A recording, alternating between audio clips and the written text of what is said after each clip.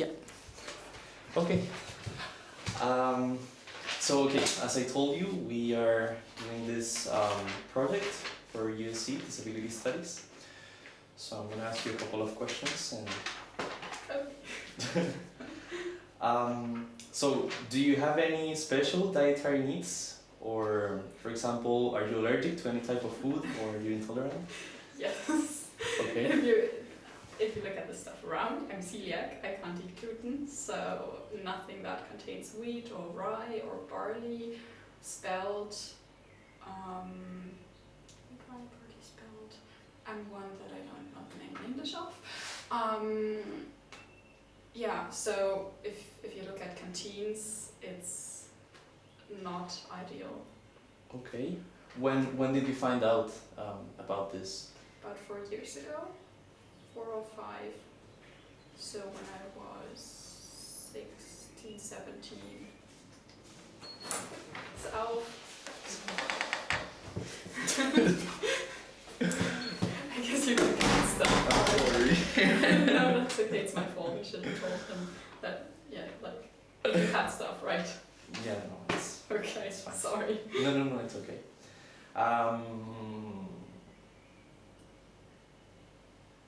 Okay, so later on I'm going to ask you more details about this, like the medical implications and stuff, okay?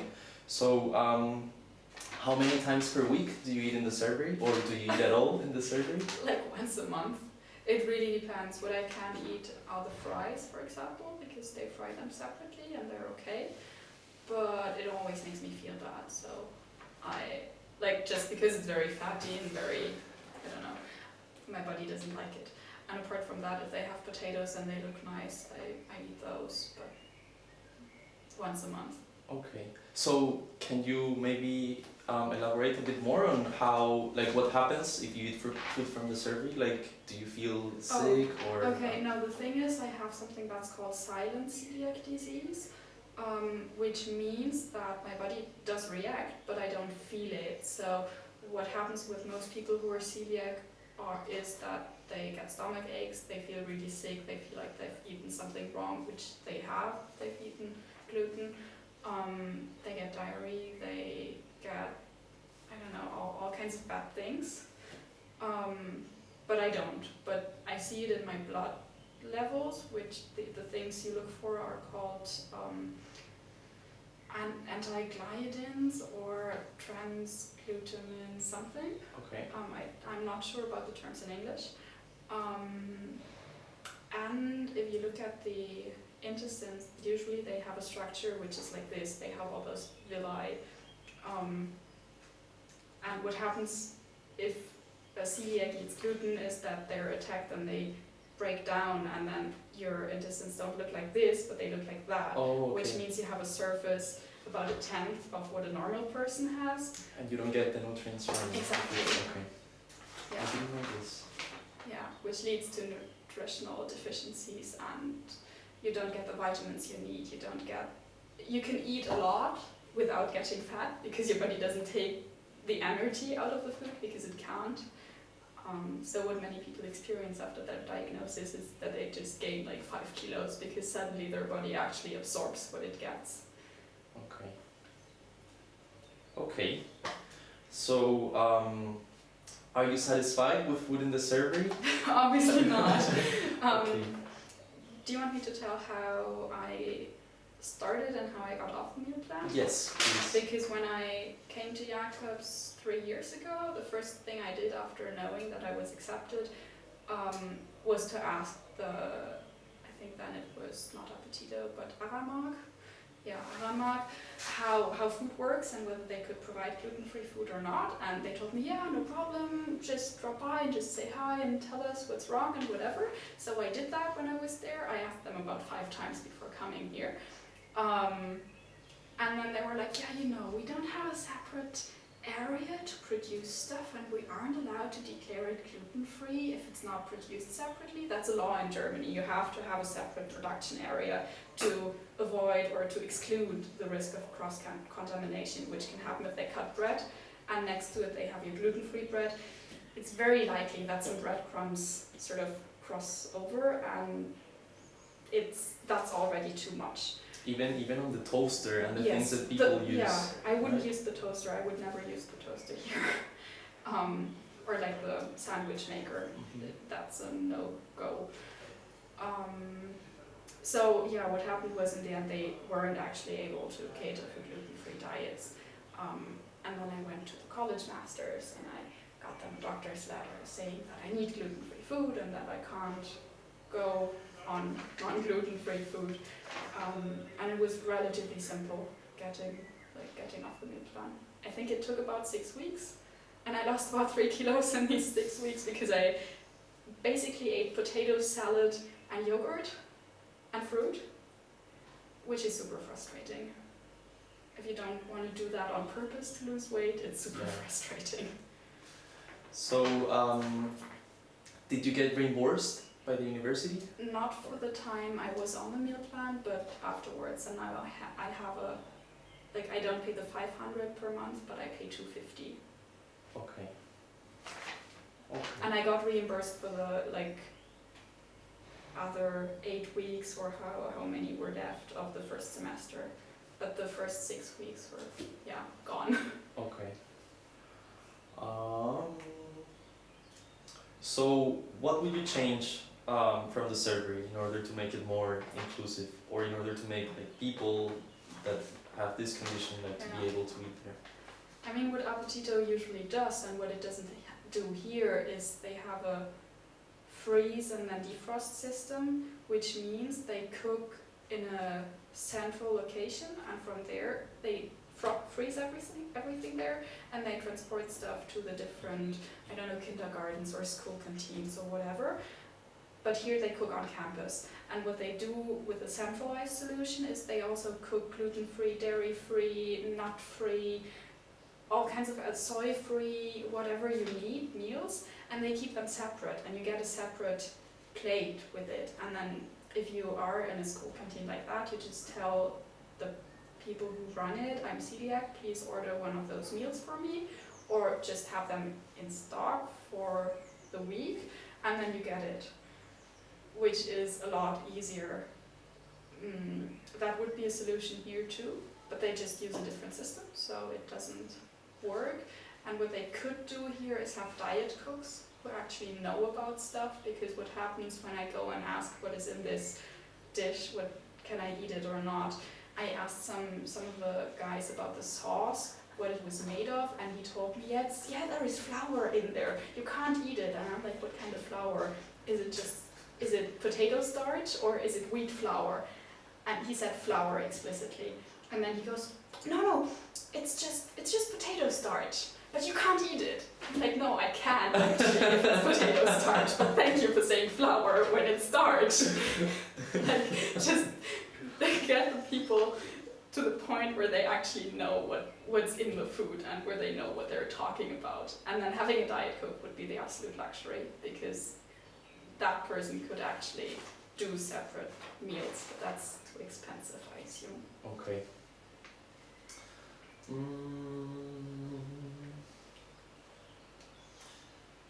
So, how, I think we have already covered all of the questions that I wanted to ask, but okay, so the next question was, how have you dealt with your allergy in this university? So yeah, I mean, I went off the meal plan and now I cook, and I'm very happy with cooking, so even having this defrost solution wouldn't make me happy now, because I'm used to cooking, and it's fresh food, and I can choose what I eat, and it's a nice mixture. So I cook and bake a lot, and then you have to make time for it. You have to plan ahead, and if there is a busy week, then you make 2 racks of pizza and you just freeze them, and when you're hungry you put it in the oven, just like any other student. And it's actually cheaper cooking for yourself. okay.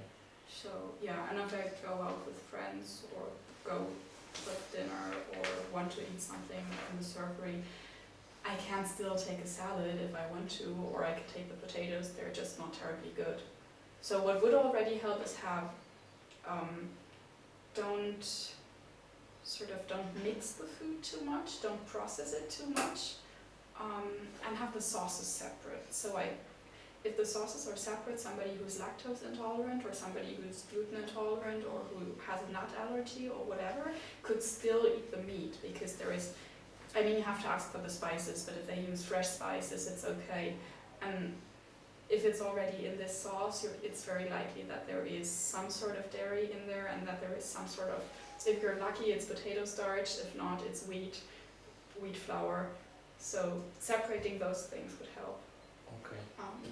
And not cooking vegetables in some sort of sauce or soup, but cooking it just in water with salt, because that would keep it safe as well. Yeah. Okay. So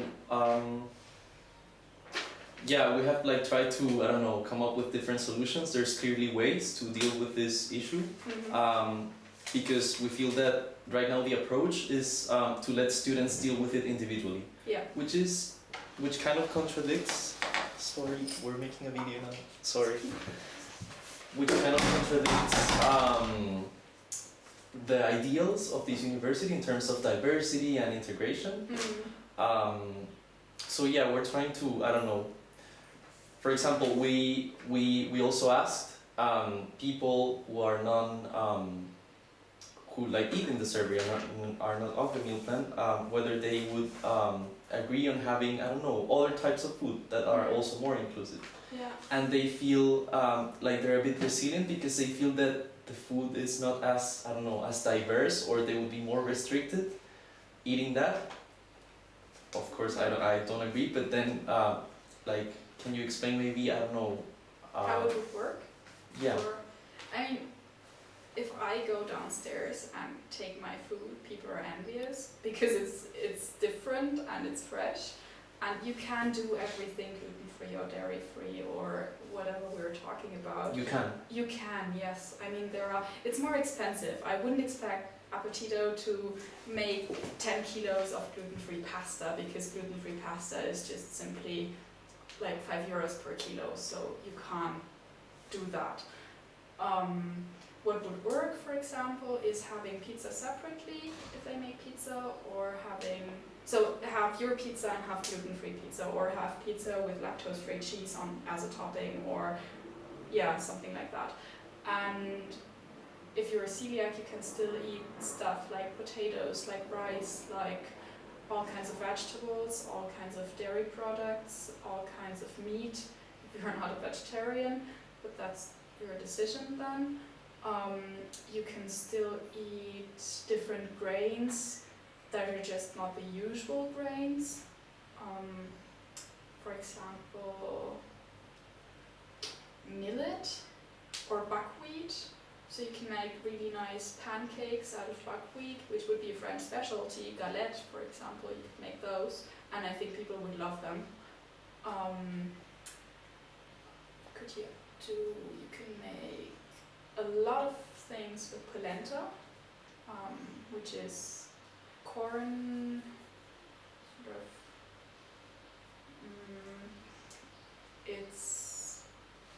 it's bigger than flour, but it's smaller than the actual corn. I don't know if you know polenta.